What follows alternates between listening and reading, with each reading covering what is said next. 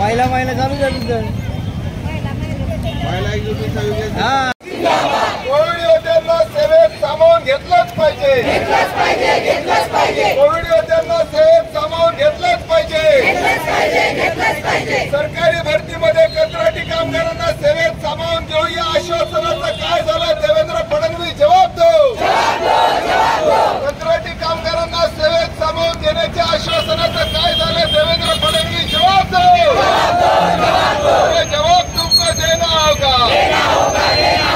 सरकारी भरती थांबलीच पाहिजे, नवीन भरती थांबलीच पाहिजे।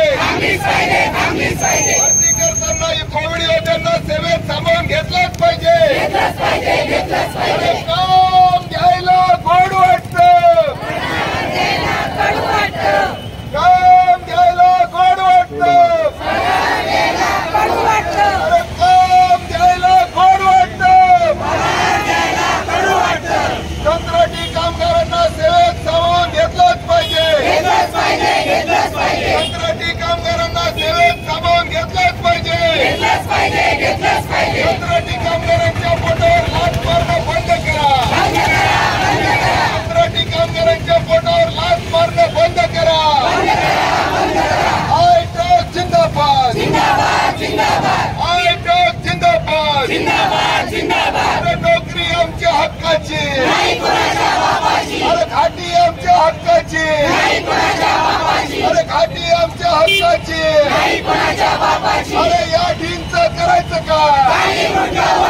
अरे या ढींचं करायचं काय? गरिबाच्या पोटावर लाच मारणाऱ्या ढींचं करायचं काय? ढीन जबाब दो। 7 तारखेपर्यंत पगार का करत नाही? ढीन जबाब दे। किती टक्केवारी घेता? ढीन जबाब दे। चिठ्ठ्या का देता? जबाब दे। खासगी हॉस्पिटलमध्ये पेशंट पाठवण्याची किती टक्केवारी घेता? ढीन जबाब दो। या ढीनचं करायचं काय? या ढीनचं करायचं काय? हात वर करा सगळ्यांचे, हात वर आले। मागणी कुठं पोहोचलेली नाही, मागणीच करायची नाही असं समजतो मी। 7 तारखेपर्यंत पगार का होत नाही? ढीन जबाब दो। 7 तारखेपर्यंत पगार का होत नाही? ढीन जबाब दो। या ढीनवर गुन्हा दाखल झालाच पाहिजे, डॉक्टर शुक्रेवर गुन्हा दाखल झालाच पाहिजे। 7 तारखेपर्यंत पगार न देणारा डॉक्टर शुक्रेवर गुन्हा दाखल झाला। परत काही जणांचे हात खाली मला मी लक्ष देतोय। लढाईची लाज वाटत असेल तर तुमच्या मागण्या पूर्ण होणार नाही। काम घ्यायला गोड वाटतं, काम घ्यायला गोड वाटतं। आयटक जिंदाबाद, आयटक जिंदाबाद। काय प्रमुख मागणी आहे? गेल्या अनेक वर्षांपासून शासकीय वैद्यकीय महाविद्यालय रुग्णालय छत्रपती संभाजीनगर औरंगाबाद या ठिकाणी महाराष्ट्र कामगार कर्मचारी संघटना संलग्न आयटक तर्फे आम्ही सतत मागणी करीत आहोत की घाटीमध्ये जे आमचे कथित कंत्राटी कामगार आहेत, ज्यांनी कोविडमध्ये अत्यंत उत्कृष्ट काम केलं, रुग्णांचे डायपर बदलण्याचं काम केलं, त्यांना पाणी जेवण ज्यावेळेस कोणी जवळ जात नव्हतं त्यावेळेस आमचे हे कामगारांनी कोविड काळामध्ये रुग्णांचे प्राण वाचवण्याचं काम केलेलं आहे, त्यांची सेवा केलेली आहे। आणि त्यावेळेस सरकार असं म्हणालं होतं की कोविड योद्ध्यांना सेवेत सामावून घेऊन, आणि आताचे मुख्यमंत्री देवेंद्र फडणवीस देखील म्हणाले होते की त्यांचं सरकार सत्तेत आलं तर सर्व कंत्राटी कामगारांना सेवेत सामावून घेतलं जाईल। हायकोर्टाचा देखील निकाल आहे न्यायमूर्ती रवींद्र घुगेंचा की 10 वर्ष ज्यांनी कंत्राटी सेवा केलेली आहे त्यांना सेवेत सामावून घेतलं पाहिजे। असं असतानाही या ठिकाणी आम्ही देवेंद्र फडणवीसांचं आश्वासनाचं पेपर कटिंग लावलेलं आहे आणि आता नवीन भरतीची जाहिरात काढलेली आहे या डीननी, शासनाच्या आदेशाने काढलेली आहे, म्हणजे मुख्यमंत्र्याच्या आदेशाने काढलेली आहे। त्यामुळे या ठिकाणी आम्ही आरसा दाखवत आहोत, आरसा देवेंद्र फडणवीसांना आरसा दाखवत आहोत की तुम्ही निवडणुकीपुरतं मतं घेण्यासाठी लोकांना खोटं बोलता आणि मतं मिळाल्यानंतर यांच्याच मुंडक्यावर पाय देता, यांच्याच पोटावर लाथ मारता. हे योग्य नाही आणि म्हणून आम्ही आरसा दाखवण्यासाठी या ठिकाणी उभे आहोत. आणि पुन्हा एकदा अगदी शेवटचं आम्ही या सरकारला निक्षून सांगत आहोत की असं समजू नका की तुम्ही आयुष्यभरासाठी सत्तेवर आलेला आहात, लोक बघतायत आणि तुम्ही या ठिकाणी डॉक्टर शिवाजी सुकरे तुम्ही स्वतःचं ओवाळणी करून घेता, स्वतःचे वाढदिवस साजरे करून घेता, ते देखील लोक बघतायत. अजूनही घाटीमध्ये चिठ्ठ्या दिल्या जातात, अजूनही घाटीमध्ये MRI CT स्कॅन मोफत होत नाहीत, ऑपरेशन होत नाहीत आणि स्वतःला ओवाळून घेतात. म्हणून आमची अशी मागणी आहे, आम्ही औद्योगिक न्यायालयातून देखील यांना कामावरून काढू नये असा मनाई हुकूम घेतलेला आहे. आम्हाला कोणी धक्का लावू शकत नाही.